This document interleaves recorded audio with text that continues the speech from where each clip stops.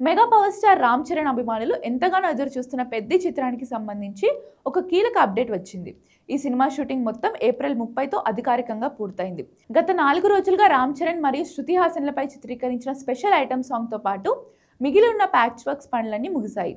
దీంతో చిత్ర యూనిట్ ఇక పూర్తి స్థాయిలో పోస్ట్ ప్రొడక్షన్ పనులపై దృష్టి సారించింది. యష్ నటించిన టాక్సిక్ సినిమా వాయిదా పడడంతో ఆ ఖాళీ అయిన జూన్ 4వ తేదీ పెద్ద చిత్రాన్ని విడుదల చేస్తారనే ప్రచారం జోరుగా సాగుతోంది. సమ్మర్ సీజన్ ను క్యాష్ చేసుకునేందుకు ఈ తేదీ సరైందని చిత్ర బృందం భావిస్తున్నట్లు తెలుస్తోంది.